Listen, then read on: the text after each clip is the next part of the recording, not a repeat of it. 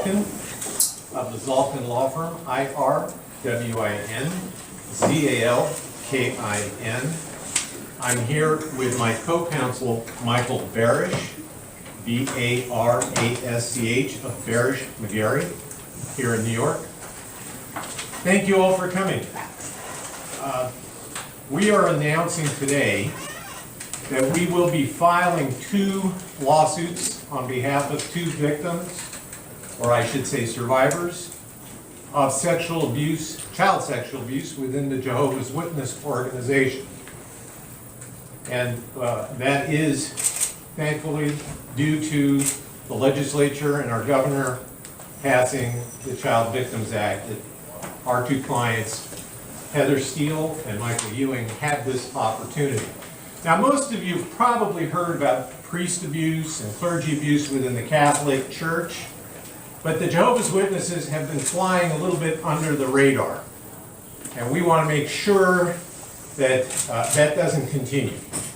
Our law firm, the Zalkin Law Firm, has filed at least 24 lawsuits around the country, and this was probably the 25th and 26th lawsuits against the Jehovah's Witness organization, because this organization has allowed the sexual abuse of children to fester within its ranks for decades.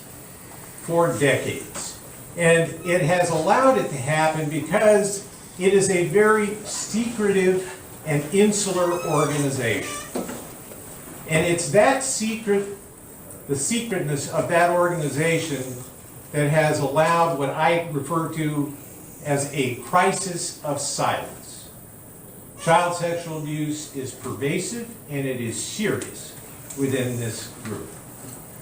And these lawsuits are being filed, and in particular, to draw attention to the governing body of the Jehovah's Witnesses.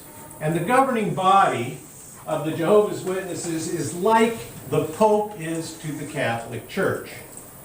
Their organization is headquartered in New York State. They are now in Tuxedo Park. They used to be in Brooklyn. And they manage the governing body. These 8 individual popes, if you will, are responsible for everything that happens within that organization. They call the shots. They dictate policies and procedures that are to be followed by all of the elders in some 14,000 congregations in the United States.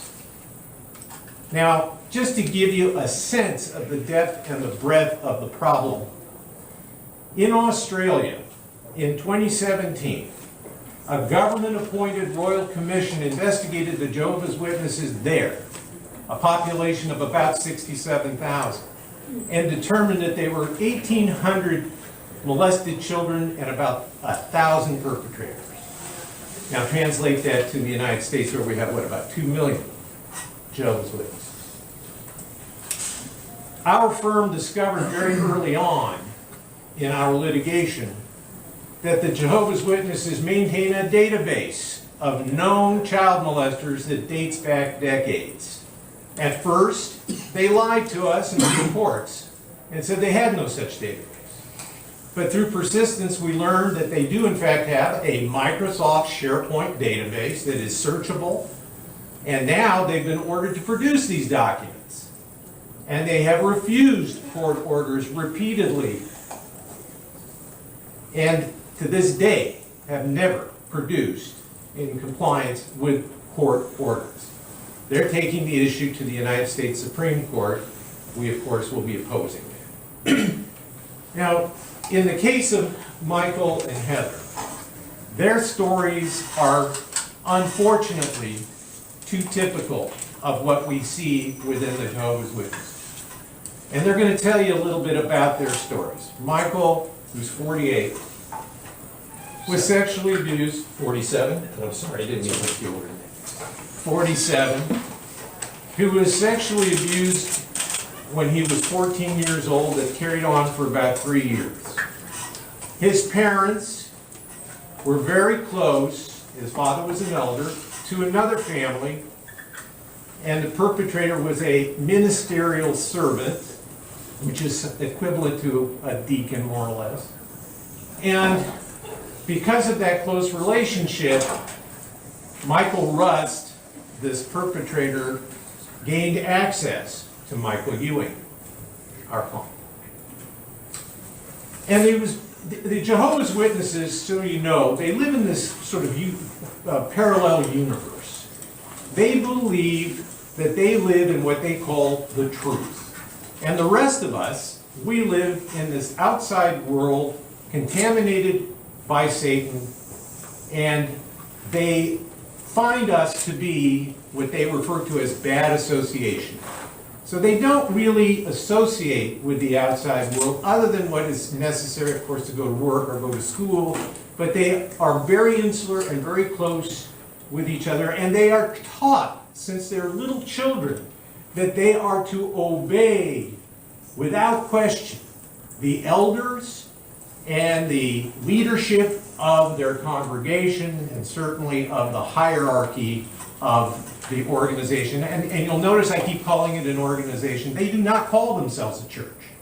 They do call themselves an organization. Go to jw.org. So Michael was molested by Mike Rust for 3 years. And at some point, when Michael was 21 years old, and he could no longer take the pain that caused him, the embarrassment, the shame that he was feeling, he disclosed that abuse. And the elders were advised of that. And they conducted their judicial committee, this tribunal that they conduct. And what was the result? Michael was disfellowshipped, which is the equivalent of being excommunicated. Why?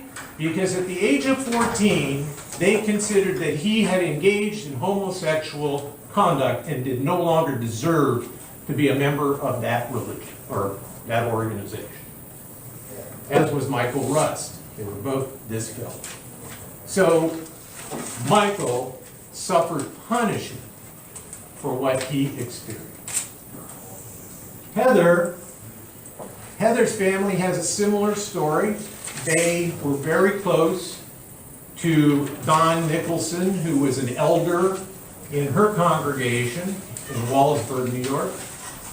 And the two families became very close. Her father was an elder and happened to also be a police officer. They spent a tremendous amount of time together, the two families. Nicholson had 2 children, 2 little girls of his own. What they didn't know in about 1979 or so, when the abuse started, she was 78, when she was about 3 years old, what her family didn't know is what the elders of their congregation knew, and that is that Don Nicholson was a pedophile. He'd abused his own daughters and others. All told, we know of about 18 women, girls at the time, who've been abused by this guy. At some point, when about 1982, someone else also reported Nicholson, and Heather and her family reported Nicholson.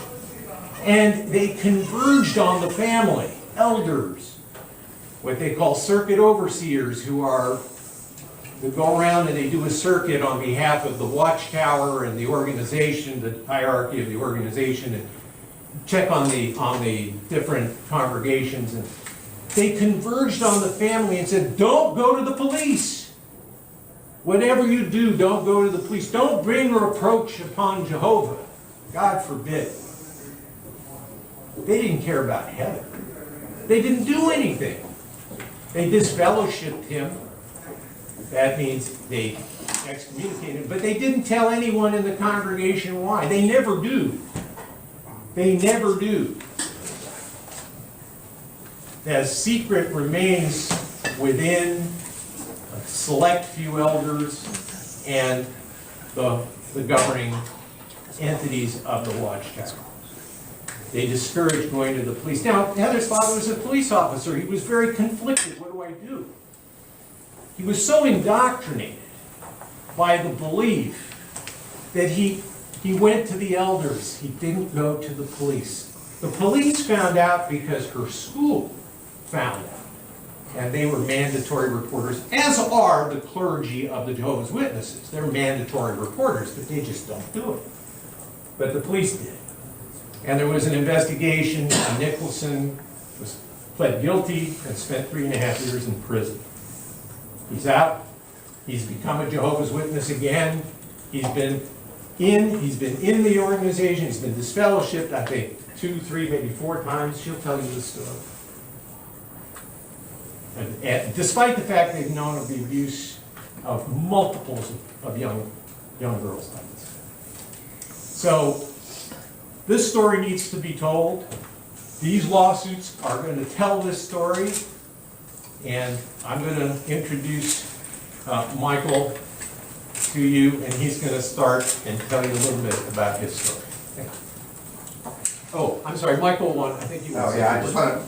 Hi, I'm Michael Barish. I'm local counsel, and I'm honored to be that. Thank you. I have to tell you, my firm has represented nearly 600 abused kids, and it's outrageous that it takes a lawsuit to bring justice to these people who in many cases have been waiting 20, 30, 40, in some cases 50 years. But we are going to make these people pay. We're going to get the answers that they deserve. I have to give Michael and Heather credit. You have no idea how brave you need to be to come and tell your story. We are not the story. They are the story. We're just lucky enough and thankful enough to be given the opportunity to get you guys the justice you deserve, and we will get the answers that you deserve as well. So Michael, why don't you get up and...